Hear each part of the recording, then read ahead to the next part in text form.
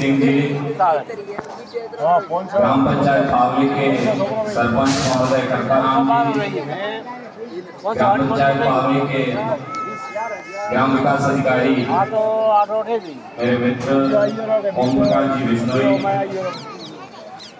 मंच पर उपस्थित पंचायत समिति सदस्य, उप सरपंच महोदय और तमाम अतिथिगण, मैं आप सबका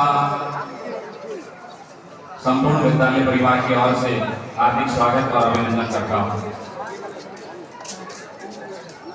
जैसा कि विदित है, 15 अगस्त 1947 को हमारा देश भारत अंग्रेजों की लंबी दास्ता से मुक्त हुआ था, आजाद हुआ था। इस देश को आजादी, जितना मैं आसानी से भाषण दे रहा हूँ उतनी आसानी से इस देश को गुलामी से मुक्त कराने के लिए, देश को आजाद कराने के लिए लाखों करोड़ों युवाओं ने, देशभक्तों ने अपने प्राणों की आहुति दी, अपने प्राण न्यौछावर कर दिए इस देश पर। मैं इस पावन अवसर पर उन सभी अनगिनत युवाओं को, देशभक्तों को श्रद्धांजलि अर्पित करता हूँ, उन्हें नमन करता हूँ, जिनकी बदौलत हम आजाद हुए। आजादी के बाद आप सबकी स्वतंत्रता और समानता की रक्षा के लिए बाबा साहब भीमराव अम्बेडकर की अध्यक्षता में देश का संविधान बना और उसी संविधान से, कानून से आज हमारा देश चलता है और सभी को बराबरी का, समानता का अधिकार। ये तो सही है। आज के इस अवसर पर मैं याद दिलाना चाहूँगा कि जितने अधिकार संविधान ने आपको दिए हैं, तो हमारे कुछ कर्तव्य भी बनते हैं। देश यदि हमारे अधिकार सुरक्षित कर रहा है तो हम भी देश के लिए कुछ करें। तो प्रतिवर्ष स्वतंत्रता दिवस मनाने का यही उद्देश्य है कि देश के लिए हम क्या कर सकते हैं, इसके बारे में सोचें, चिंतन करें, मनन करें कि आज देश के सामने क्या चुनौतियां हैं, देश किन क्षेत्रों में आगे बढ़ रहा है और हम देश के विकास में कैसे योगदान दे सकते हैं। मेरे सामने जो नन्हे मुन्ने विद्यार्थी बैठे हैं, आप इस देश के कर्णधार हैं, आप इस देश के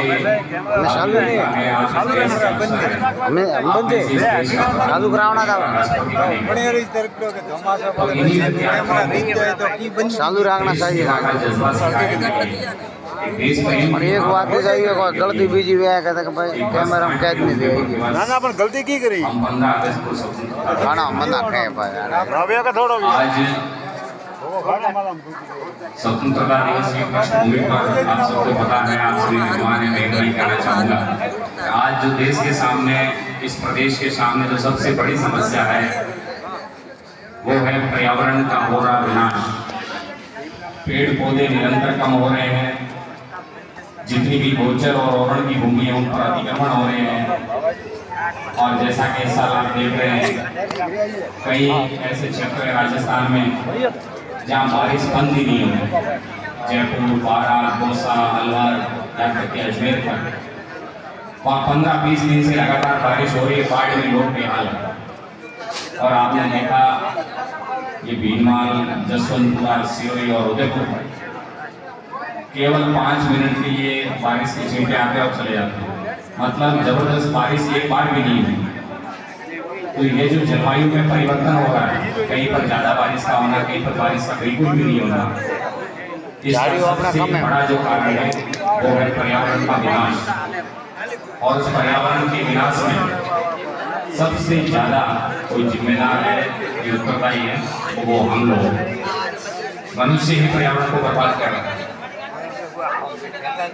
इसलिए राजस्थान सरकार को, भारत सरकार को और यहाँ तक कि पूरे विश्व को ये चिंता सता रही है कि यदि पर्यावरण का इसी तरह विनाश होता रहा तो वो दिन दूर नहीं जब कयामत का दिन आप अपनी आंखों से देखो। इसलिए इस विशेष अवसर पर मैं आप सबसे आह्वान करना चाहता हूँ कि जितना हो सके आप पर्यावरण को बचाने में अपना योगदान दें।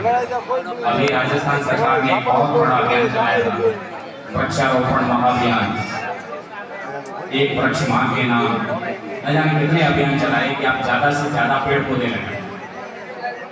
हमारी ग्राम पंचायत पावली में शिक्षा विभाग को 6000 पौधे लगाने का लक्ष्य दिया था। इतने पौधे आपको विद्यार्थियों के घर पे जाके लगवाने हैं, विद्यार्थियों को मोटिवेट करना है कि आप अपने घर पे 5 पौधे लगाएं, प्रत्येक शिक्षक को 5 पौधे लगाने थे और ऐसे करके 6000 पौधे लगाने थे और उन सबकी जियो टैग करनी है। मतलब आपने पौधा लगाया, गड्ढे खोदते हुए का फोटो लो, पौधा लगाने के बाद फोटो लो और वो भी लोकेशन वाला फोटो, उसमें लोकेशन आएगी कि कौन सी जगह आपने पौधा लगाया और फिर अगले साल वो पौधा हुआ या नहीं हुआ, सरकार पुनः कहेगी उस पौधे का फोटो लो जो आपने पिछले साल लगाया। कहने का मतलब ये है कि सरकार भरसक प्रयास कर रही है कि ज्यादा से ज्यादा पेड़ पौधे लगाए। जिस प्रकार इस तिरंगे की रक्षा करने के लिए न जाने कितने लोग हंसते हंसते फांसी के फंदे पर चढ़ गए, कितने लोग गोली मारकर के अंग्रेजों में मर गए, और उसी पर्यावरण को बचाने के लिए सबसे बड़ा उदाहरण यदि विश्व में कहीं है तो वो अपने राजस्थान में है। मेजरली गांव जो जोधपुर के पास है, वहाँ माँ अमृता देवी बिश्नोई के नेतृत्व में 363 लोग पेड़ को बचाने के लिए पेड़ से लिपटकर कटकर शहीद हो गए। तो हमें शहीद नहीं होना, हमें तो केवल एक पौधा लगाना। तो मैं आप सबसे आग्रह करना चाहूँगा कि आप सभी पर्यावरण संरक्षण के लिए अपना योगदान दें, ज़्यादा से ज़्यादा पौधे लगाएं ताकि हम झाड़ को लगाओ वो कर जो और हमारे भविष्य को बचा सकें।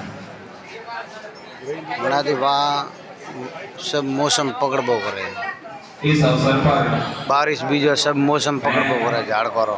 मेरे स्कूल का जो परफॉर्मेंस है कि पिछले सत्र में जो पढ़ाई हुई उसमें स्कूल का परिणाम कैसा रहा, स्कूल ने और किन किन गतिविधियों में योगदान किया, उसका लेखा जोखा 15 अगस्त के दिन गाँव वालों के सामने प्रिंसिपल को देना होता है।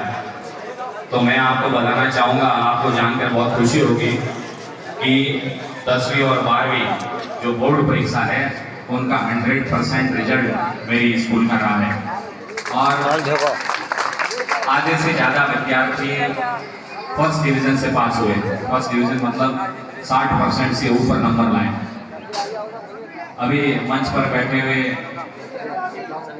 भामासा रूप जी ने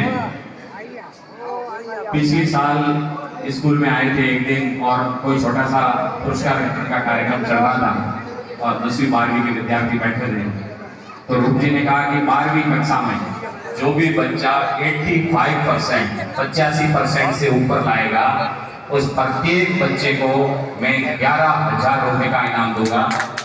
तो जोरदार तालियां बजा दीजिए एक बार भामासा के लिए।